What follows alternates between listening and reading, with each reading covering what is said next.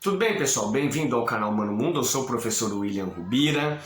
Se é a primeira vez que você está aqui, meu abraço a você. Muito obrigado pela tua presença. Espero que você goste desta aula, tá bom? E se não é a primeira vez que você está aqui, se já é a segunda, a terceira, a quarta ou a milésima, muito obrigado. Meu abraço a você também. Muito obrigado pelo apoio de sempre. Pessoal, hoje é dia 13 de dezembro de 2021. Portanto, hoje faz 53 anos do famoso, famigerado, eu não sei que palavra que eu posso dizer para falar do AI-5, o Ato Institucional número 5. Apesar de eu já ter vários vídeos aqui no canal falando sobre a ditadura militar, sobre Ato Institucional número 5, vou deixar aqui na descrição do vídeo para vocês os links, mas hoje eu quero fazer uma aula diferente. Eu quero ler para vocês na íntegra o Ato Institucional número 5. Ele tem 12 artigos, ele é curtinho e eu quero ler e tentar explicar para vocês alguns pontos principais do AI-5. Combinado? Tá a fim de aprender um pouco mais sobre o AI-5? Então vem comigo pro canal Mano Mundo, que aqui todo dia é dia de história. E hoje é dia dele. AI-5. Que medo. Até já, galera.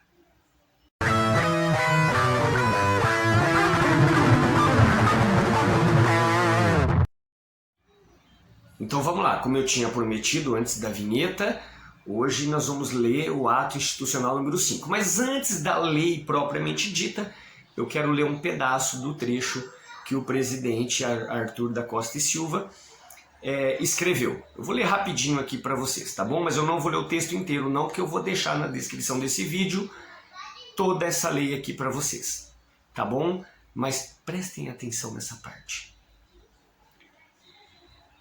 O presidente da República Federativa do Brasil, ouvindo o Congresso de Segurança Nacional e considerando que a Revolução Brasileira de 31 de março de 1964 teve, conforme decorre dos atos com os quais se institucionalizou, fundamentos e propósitos que visavam a dar ao país um regime que, atendendo às exigências de um sistema jurídico e político, assegurasse autêntica ordem democrática baseada na liberdade, no respeito à dignidade da pessoa humana, no combate à subversão e às ideologias contrárias às tradições do nosso povo, na luta contra a corrupção e blá blá blá blá blá blá blá blá blá. Um monte de baboseira. Mas eu vou deixar isso aqui para vocês lerem na íntegra. Então vamos para o ato institucional. Por que eu quis ler essa parte primeiro? Porque ele fala que é pelo bem da nação, pela democracia, pela ordem, pelos bons costumes, ele foi obrigado a fazer esta lei. Então vamos lá comigo, galera. Ato Institucional número 5. Artigo 1º. São mantidas a Constituição de 24 de janeiro de 1967 e as constituições estaduais com as modificações constantes deste ato institucional. Tá? Desse ponto eu só quero frisar uma coisa. Os atos institucionais, eles tinham tanto poder que eles podiam passar a atropelar a Constituição brasileira. Então ele está dizendo que vai ser mantida a Constituição de 67, mas que ele pode acrescentar o que ele quiser. Simples assim. Artigo 2º. O presidente da República poderá decretar o recesso do Congresso Nacional, das Assembleias Legislativas e das Câmaras de Vereadores por ato complementar em um estado de sítio ou fora dele, só voltando os mesmos a funcionar quando convocados pelo presidente da República. Olha só, gente, esse artigo 2 ele é gravíssimo, porque ele diz o seguinte, que o presidente da República, ele poderá decretar, ele fala o recesso, mas é o fechamento do Congresso Nacional, das Assembleias Legislativas, das Câmaras de Vereadores.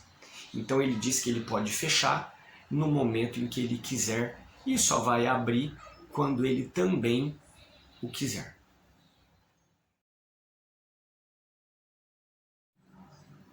Olha, este artigo que eu acabei de ler para vocês, ele tem 3 incisos, mas estes eu não o lerei neste momento. Tudo bem? Eu vou deixar o link para vocês aqui do governo, aonde tem essa lei na íntegra, ok? Alguns incisos eu nem vou ler, tá bom? Para o vídeo não ficar tão longo. Então vamos lá. O artigo 3º. O presidente da República, no interesse nacional, poderá decretar a intervenção nos estados e municípios sem as limitações previstas na Constituição. Olha só, gente, aqui no artigo 3º, o presidente está dizendo que ele pode decretar a intervenção nos estados e nos municípios da forma como ele o quiser. Ok? Olha o parágrafo único. Atentem a isso. Os interventores nos estados e municípios serão nomeados pelo presidente da República e exercerão todas as funções e atribuições que caibam respectivamente aos governadores ou prefeitos e gozarão das prerrogativas, vencimentos e vantagens fixados em lei. Então, ele está dizendo que ele pode intervir nos estados e municípios e mais, ele que vai escolher os governadores e os prefeitos. Então ele está dizendo que além de intervir, ele vai escolher quem ele quer para governar esses estados. Tá bom? No artigo 4º, olha que interessante também. No interesse de preservar a Revolução, o presidente da República, ouvindo o Conselho de Segurança Nacional e sem as limitações previstas na Constituição, poderá suspender os direitos políticos de quaisquer cidadãos pelo prazo de 10 anos e cassar mandatos eletivos federais, estaduais e municipais. Então, de novo, gente, para preservar a revolução, que nós já discutimos isso em outros vídeos, é revolução ou golpe? Aí eu convido você para assistir os outros vídeos para entender todo esse contexto e dar a sua opinião também. Tá bom? Mas ele está dizendo, neste caso, que ele pode cassar quaisquer mandatos, tirar direitos de quaisquer cidadãos, tanto eu como você, e tirar, né, os direitos até por 10 anos. Então lembra no artigo anterior que ele poderia escolher os governadores e os prefeitos. Então, além dele escolher quem ele quer, neste artigo ele pode tirar quem ele não quer também da política. Tá bom? O parágrafo único ainda do artigo 4º, tá? Os membros do Legislativo, Federal, Estadual e Municipais que tiverem seus mandatos cassados não serão dados substitutos, determinando-se o quórum parlamentar em função dos lugares efetivamente preenchidos. Artigo 5º. A suspensão dos direitos políticos com base neste ato importa simultaneamente em, tá bom? Então, a suspensão desses direitos políticos, o que vai acarretar? Primeiro, cessação de privilégio de foro por prerrogativa de função, suspensão do direito de votar e de ser votado nas eleições sindicais, proibição de atividades ou manifestação sobre assunto de natureza política, aplicação, quando necessária, das seguintes medidas de segurança: liberdade vigiada, proibição de frequentar determinados lugares, domicílio determinado. Então, as pessoas que forem cassadas, elas terão ainda todas essas implicações sobre a sua vida. Pesado também, né? Bem pesado. Artigo 6º. Ficam suspensas as garantias constitucionais ou legais de vitaliciedade, inamovibilidade e estabilidade, bem como a de exercício em funções por prazo certo. Este artigo, como ele é um pouquinho mais complicado de entender, eu vou ler o inciso primeiro dele. O presidente da República poderá, mediante decreto, demitir, remover, aposentar ou pôr em disponibilidade quaisquer titulares das garantias referidas neste artigo, assim como o empregado de autarquias, empresas públicas ou sociedades de economia mista e demitir, transferir para a reserva ou reformar militares ou membros das polícias militares assegurados, quando for o caso, os vencimentos e vantagens proporcionais ao tempo de serviço. Esse é um pouco mais complicado de se entender, mas eu já vou deixar o meu pedido aqui para alguns amigos meus advogados para nos ajudar nesta questão que realmente é um pouco mais complicada de entender, tá bom? Então quem estiver assistindo aí pode nos ajudar aqui, tá bom? Vamos lá. Artigo 7º. O presidente da República, em qualquer dos casos previstos na Constituição, poderá decretar o estado de sítio e prorrogá-lo, fixando o respectivo prazo. O presidente ele pode decretar o estado de sítio quando ele quiser, pelo tempo que ele quiser, da forma como ele quiser. Artigo 8º, já está acabando, tá? Artigo 8º. O presidente da República poderá, após a investigação, decretar o confisco de bens de todos quantos tenham enriquecido ilicitamente no exercício de cargo ou função pública, inclusive de autarquias, empresas públicas e sociedades de economia mista, sem prejuízo das sanções penais cabíveis. Este artigo, gente, eu quero parar um pouquinho nele aqui, porque olhando ele, falo, nossa, mas esse artigo ele é perfeito. Qualquer pessoa do serviço público que enriqueceu de forma ilícita, ele vai ter os seus bens confiscados. Nossa, gente, eu gostei deste artigo, mas prestem atenção. Eu tenho que ler o parágrafo único para vocês entenderem do que estamos falando. Parágrafo único. Provada a legitimidade da aquisição dos bens, far-se-á a sua restituição. O que eu entendi sobre isso? O governo, primeiro, ele confisca os bens de quem ele acha que enriqueceu de forma ilícita. Por quê? No parágrafo único está deixando muito claro, depois de confiscado, que eles vão investigar. Confirmando que enriqueceu de forma ilícita, fica confiscado. Ah, não, viu que não era bem assim, o governo vai restituir. Então entende, primeiro o governo tira, depois ele vê se fez certo, se fez mal, se devolve, quando devolve, como devolve, se é que devolve. Então a lei que parecia ser bonita, estragou. Artigo 9º. O presidente da República poderá baixar atos complementares para execução deste ato institucional, bem como adotar, se necessário, a defesa da Revolução, as medidas previstas nas alíneas, e aqui tem o artigo da Constituição. Tá?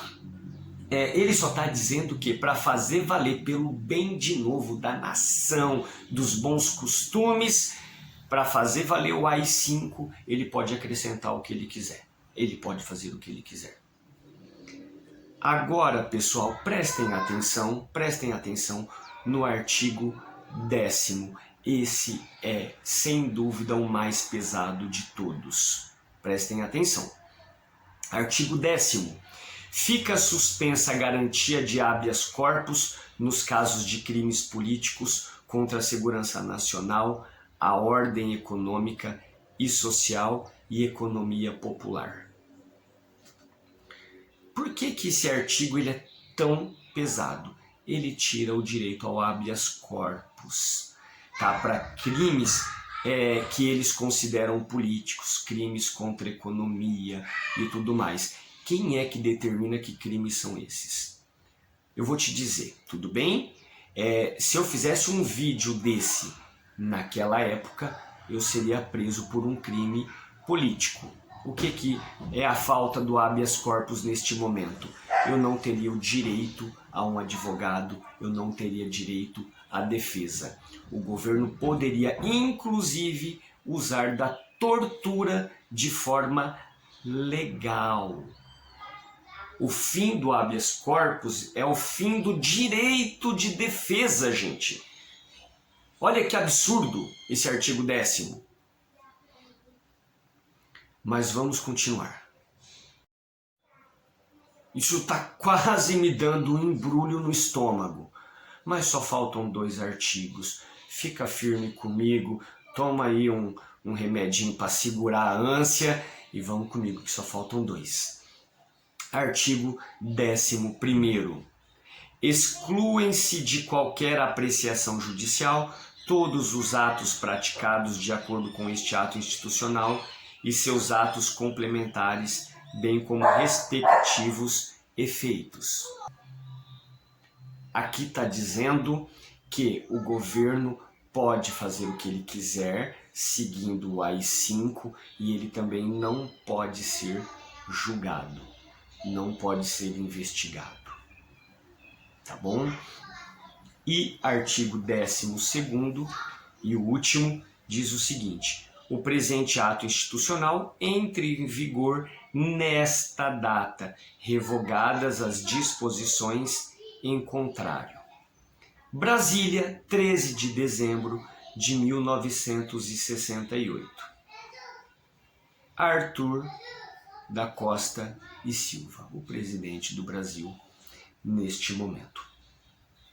Pessoal, por que eu quis falar sobre esse tema com vocês? Em qualquer manifestação política hoje no Brasil, a gente vai ver pessoas com plaquinhas, com a plaquinha escrito AI-5, a volta do AI-5. Aí você vê o 02, ou o 03, ou se ele é o 01, nunca sei quem que é quem ali, falando que se precisar vai voltar o AI-5 e não sei o que. Gente, infelizmente, a maior parte das pessoas não sabem o que é o AI-5, o que significou o AI-5, quais os direitos foram tirados com o AI-5. Claro, nós tivemos vários atos institucionais, mas o AI-5, sem dúvida nenhuma, é o mais pesado de todos. Então, é importante, eu li aqui na íntegra a lei para vocês, só pulei alguns incisos, mas vou deixar aqui na descrição. Desculpe ser repetitivo, mas para ficar fixado, o texto completo está aqui na descrição do vídeo. Ok, pessoal? Espero que vocês tenham compreendido, que vocês tenham entendido e que não peguem essa plaquinha nunca mais. Tá bom? O interessante é que o presidente ele fala que é pelo bem da nação, dos bons costumes, pelo bem da Revolução de 64, ele tira todos os direitos constitucionais. Triste, hoje não é uma data feliz, não é uma data para se comemorar. 53 anos dele, o horroroso, o famigerado, eu não sei que palavra que eu posso usar para isso, esse monstro, o AI-5.